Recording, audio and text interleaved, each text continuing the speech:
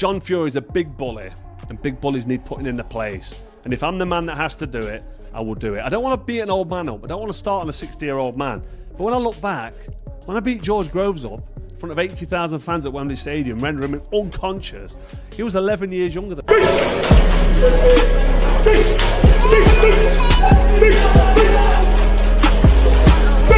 Hey John! Go on, Dad! Go on, Dad! Go on, son! Give it to him, Dad!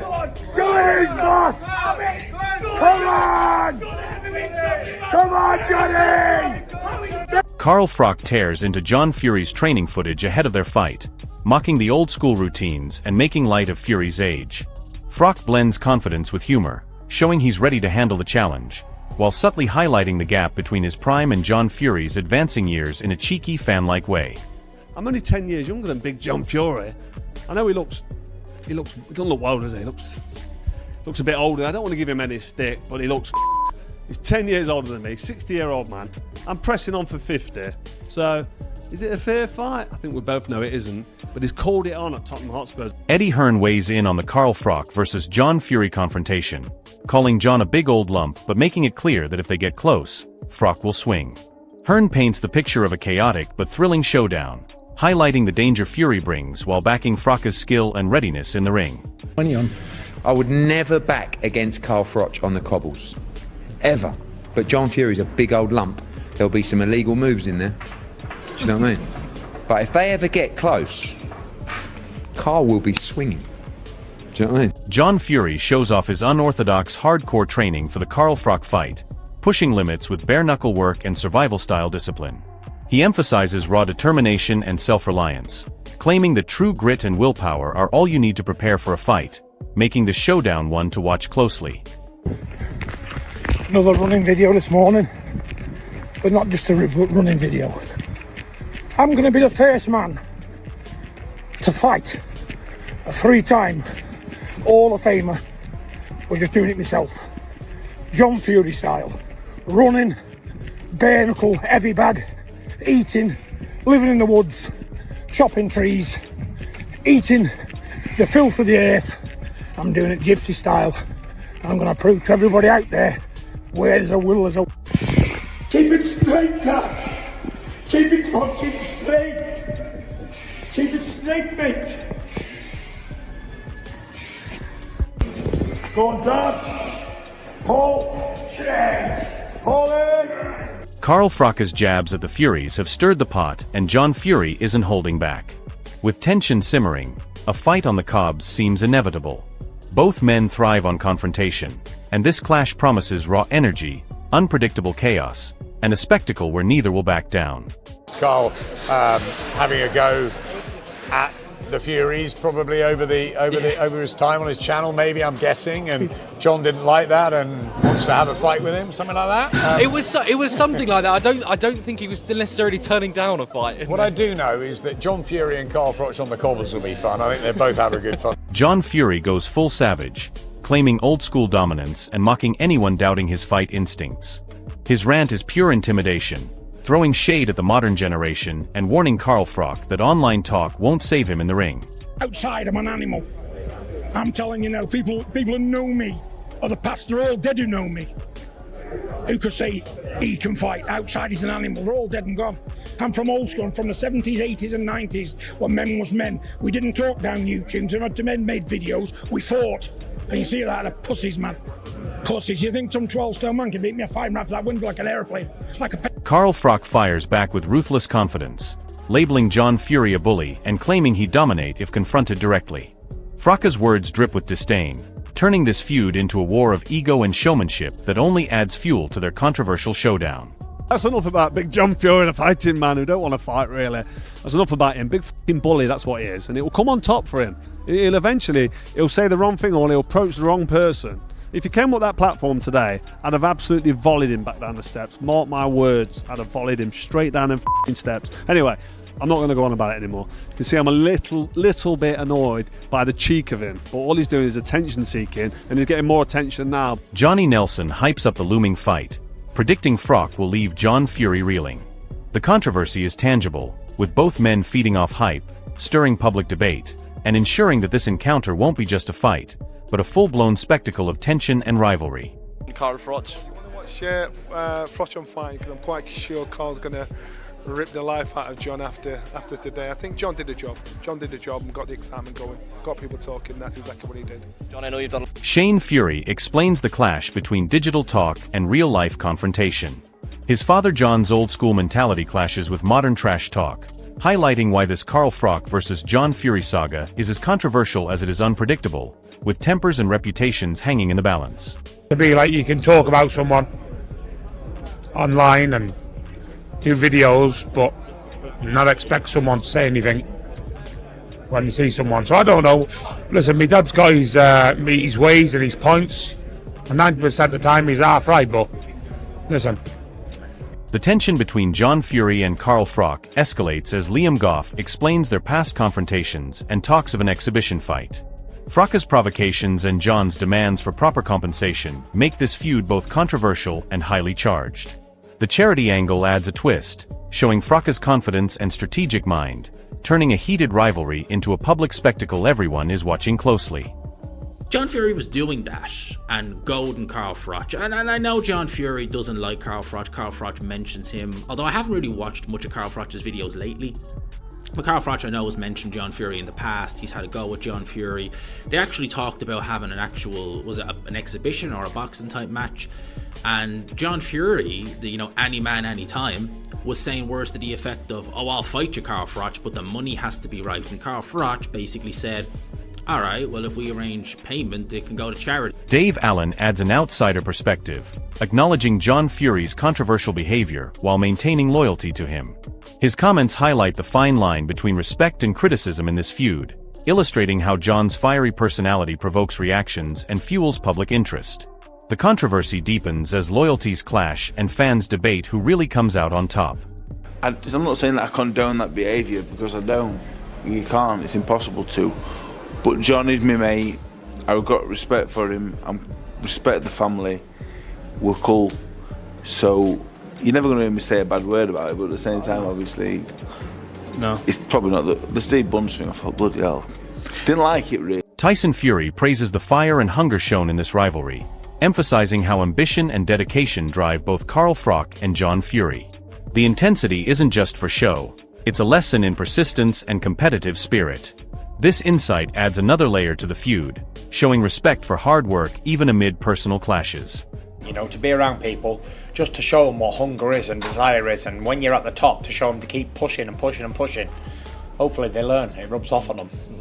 Spencer Oliver weighs in on the heated rivalry, calling it unpredictable and dangerous.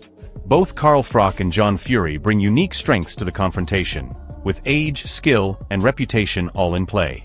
The feud's intensity is amplified by past interactions with other boxing legends, making this clash a captivating story for fans and adding layers of drama to the spectacle. John Fury, Carl Froch, who wins that one? Difficult one to call, that, isn't it? You got to go with the Cobra. You got to go with the Cobra, mate. Really? The Cobra's dangerous. He's still in shape. 48 years of age. John's standing over there behind you. You got to go with John Fury.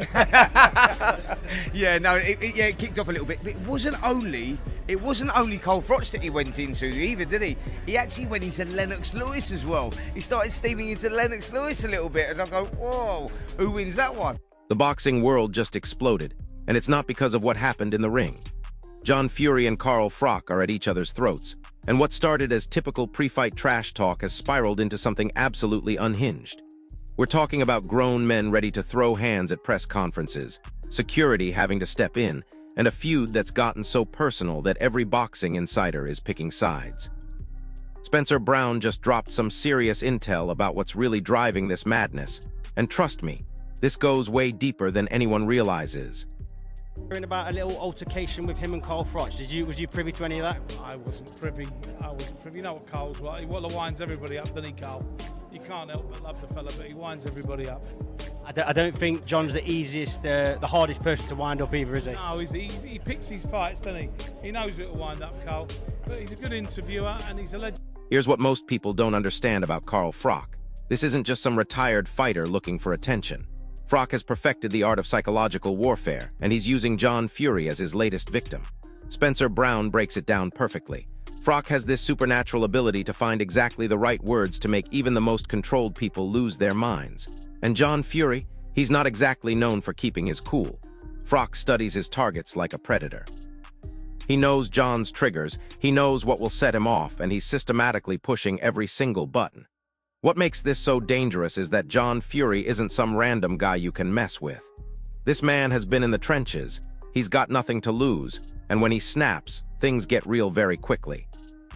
What John does, he's very, very, very passionate around his sons when they're fighting, and it gets something out of him. I spoke to him, right, literally face to face, and I said, well, you know, what is upset? He said, I don't want people calling me out because I'll take any man. But here's where it gets absolutely wild. John Fury isn't just fighting for himself here. This is about family legacy, about protecting the Fury name, and about proving that nobody disrespects his bloodline without consequences. Every time FROCH opens his mouth, he's not just attacking John, he's going after everything the Fury family has built. And John takes that personally, really personally. Gareth Davies revealed something crucial that changes everything. John's protective instincts over his family aren't just fatherly concern, they're primal. When someone like FROCH comes at his family's reputation, John doesn't see it as business or entertainment. He sees it as war, and that's exactly what FROCH is counting on. And John Fury looked like he was trying to fight Carl Froch. Obviously, Carl has said a few things about John Fury over the last few months, and John Fury, being John Fury, went straight for him.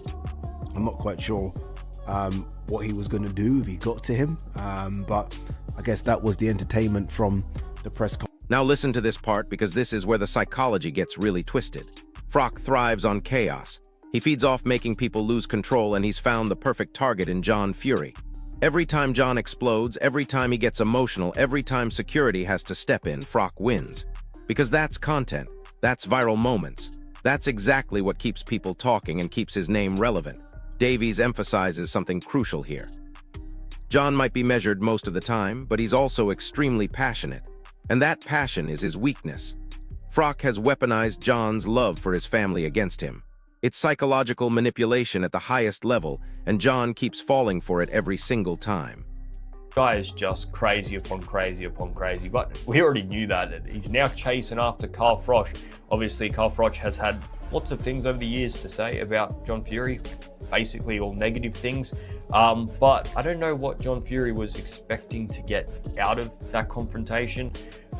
We've seen John Fury try and go after everybody anyway, whether it's at Misfits Boxing, whether it's at a high level. Hold up, did you see what happened at that press conference? Because AD Oldipo captured something that nobody else is talking about. The moment FROCH started his usual provocation routine, you could literally see John's entire demeanor change. It wasn't gradual, it was instant, like flipping a switch.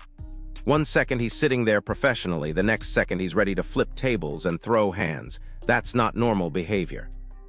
That's someone who's been pushed past their breaking point so many times that they're operating on pure instinct now. And FROCH, he's sitting there with this smirk like he just won the lottery, because in his mind he did. Here's the kicker though, this isn't just random chaos. Every gesture, every word, every reaction is being calculated and magnified because both these guys know exactly what they're doing. FROCH's verbal jabs aren't accidental. They're surgical strikes designed to get maximum reaction.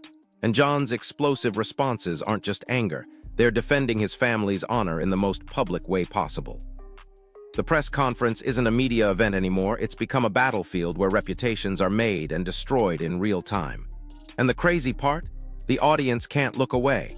Every clip goes viral. Every confrontation gets millions of views. They've accidentally created the perfect storm of controversy and entertainment.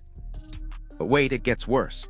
The South Post Ant just revealed how deep this rabbit hole goes. FROCH's relentless verbal assault isn't a one-time thing. This is systematic psychological warfare designed to break John Fury down completely. And here's what's really messed up about it. John has a history of confrontations. He's been in situations like this before. He knows he's being baited. He knows FROCH is trying to get under his skin, but he can't help himself. Every single time he takes the bait. Because when someone attacks your family, when someone questions your legacy, when someone disrespects everything you've built, logic goes out the window. And FROCH knows this.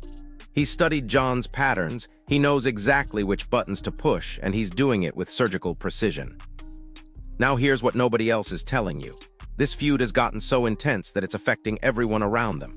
Boxing insiders are picking sides. Promoters are trying to figure out how to capitalize on the drama. Fans are creating conspiracy theories about whether this is real or staged. And the truth is, it doesn't matter anymore. Real or fake, this has taken on a life of its own. Every new confrontation feels like it could be the one that pushes things over the edge. FROC's fearless provocations combined with Fury's explosive temperament have created something that's part entertainment, part genuine hatred, and completely unpredictable. The controversy isn't just surrounding the story anymore, it is the story. And get this, while everyone's been focused on the Fury-FROC drama, there's been this whole other conversation brewing in the background about exhibition fights and legacy protection. Boxing fans are split down the middle on whether legendary fighters should keep stepping into these spectacle matches or protect their historical achievements.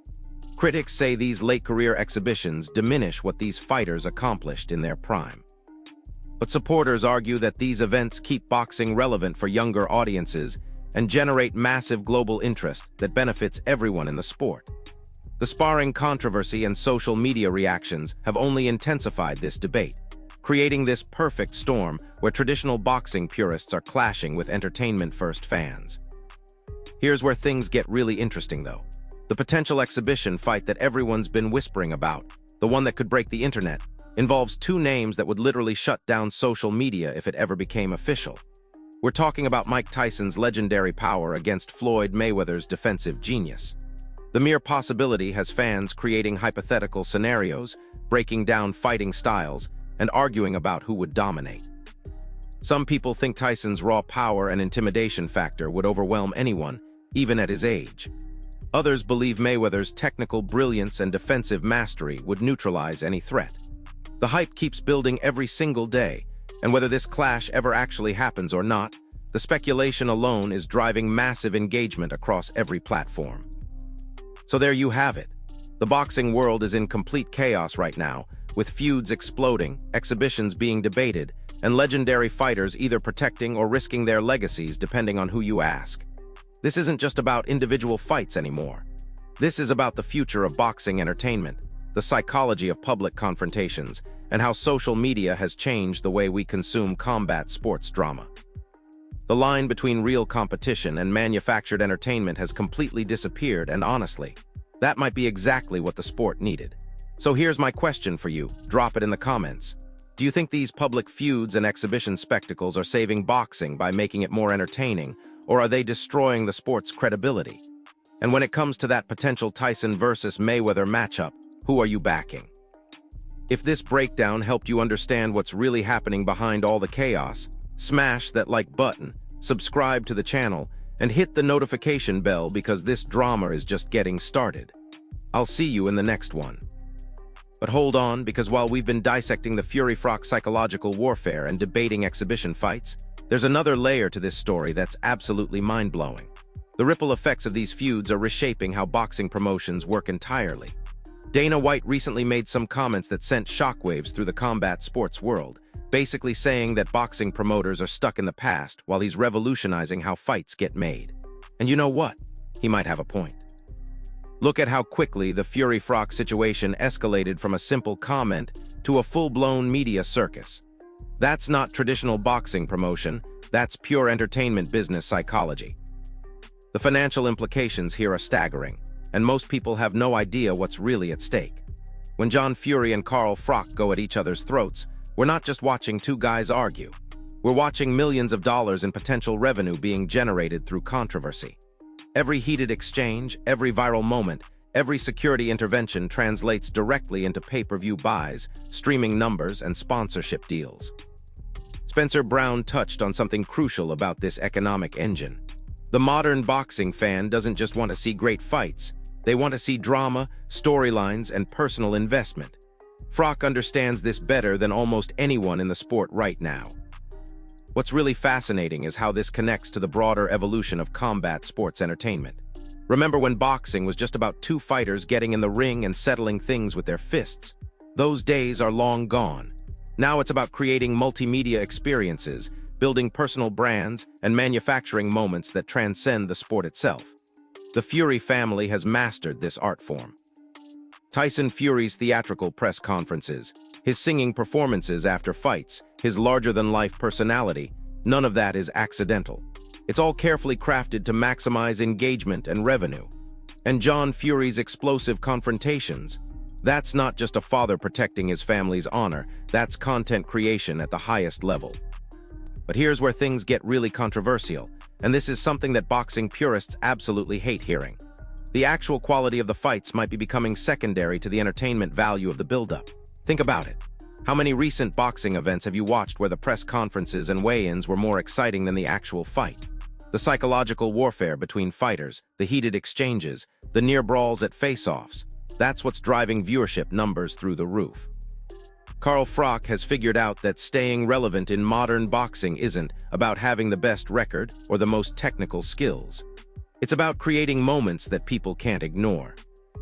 And speaking of moments people can't ignore, let's talk about what happened when John Fury's temper finally reached its absolute breaking point. AD Oladipo captured footage that boxing analysts are still breaking down frame by frame. The exact moment when John went from controlled aggression to pure, unfiltered rage was like watching a masterclass in psychological manipulation succeeding. Froch's expression in that moment tells you everything you need to know about his strategy. He wasn't surprised by John's explosion. He was expecting it. He was counting on it. Because that explosion became the most shared clip in boxing social media that entire week. This brings us to something that nobody in the mainstream boxing media wants to discuss openly: the ethics of psychological manipulation in combat sports promotion. Is what Froch is doing to John Fury crossing a line, or is this just the evolution of how fighters build their brands and generate interest? Traditional boxers from previous generations are watching this unfold with a mixture of fascination and horror. They came from an era where you let your fists do the talking and respected your opponents even when you were trying to destroy them in the ring. But the modern landscape rewards controversy, rewards emotional manipulation, and rewards fighters who can generate viral moments regardless of their actual fighting ability. The South Post Ant revealed something that changes how we should view this entire situation. John Fury's reactions aren't just spontaneous emotional outbursts. They're the result of months of calculated psychological pressure being applied by someone who studied his weaknesses and triggers. Froch has essentially turned John into a content creation machine, and the most disturbing part is that John knows he's being manipulated, but can't stop himself from reacting. It's like watching someone fall for the same magic trick over and over again, except the consequences are public humiliation and potentially damaged family relationships. Now let's dive into the business side of this chaos, because the numbers are absolutely insane. Every time John Fury and Carl Froch have a confrontation, the engagement metrics across social media platforms spike dramatically. We're talking about millions of views, hundreds of thousands of shares, and engagement rates that marketing executives dream about. Boxing promoters are taking notes on how to manufacture this level of interest without actually having to put on expensive fights. Think about that for a second. They're generating massive audience engagement and revenue through press conferences and social media beef instead of actual athletic competition. But here's what's really keeping boxing executives up at night: sustainability. How long can this model work before audiences get tired of manufactured drama and start demanding actual quality fights? The concern is that boxing is becoming too much like professional wrestling, where the storylines and characters matter more than athletic ability. Some industry insiders are warning that this trend could permanently damage boxing's credibility as a legitimate sport. Others argue that this evolution is necessary for boxing's survival in an entertainment landscape dominated by social media and short attention spans. The international implications of this feud are something most people aren't considering. Boxing is a global sport, and the Fury-Froch drama is being consumed by audiences who might not understand the cultural context of British boxing rivalries. In some markets, this looks like genuine hatred that could lead to serious violence. In others, it looks like obvious entertainment designed to sell tickets. This cultural disconnect is creating interesting dynamics where different audiences are interpreting the same events in completely different ways. Promoters are having to adjust their marketing strategies for different regions while maintaining the core narrative that drives engagement. Here's something that will blow your mind about the psychology behind all this. Carl Froch's systematic destruction of John Fury's composure isn't just about their personal feud. It's a demonstration to the entire boxing world about the power of psychological warfare in modern combat sports promotion. Other fighters are studying FROC's techniques and trying to replicate his success. We're seeing more calculated provocations, more strategic emotional manipulation, and more fighters trying to find their opponent's psychological weak points long before they ever step into a ring together. The impact on the Fury family brand is something that deserves serious analysis. Every time John explodes at a press conference or gets baited into an emotional response, it affects how people perceive the entire Fury fighting dynasty. Tyson Fury has built his career on being unpredictable and entertaining, but his father's confrontations with FROC are adding a different dimension to the family's public image. Some fans see John's passionate defense of his family as admirable and authentic. Others see it as a liability that could damage Tyson's carefully crafted persona as boxing's most charismatic heavyweight champion. And let's be brutally honest about what this means for the future of boxing promotion. The Fury FROC template is being copied by promoters around the world because it works. Find a fighter with strong family values and protective instincts, then systematically attack those values until they lose control in public.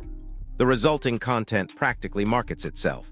But this strategy only works if audiences continue to believe that the emotions are genuine. The moment people start viewing these confrontations as completely manufactured entertainment, the psychological impact disappears and the business model collapses. What's happening behind closed doors is even more fascinating than what we see in public. Boxing insiders report that John Fury is aware of what FROC is doing to him psychologically, but he feels trapped by his own principles. He can't not defend his family when they're being attacked, even when he knows he's being manipulated.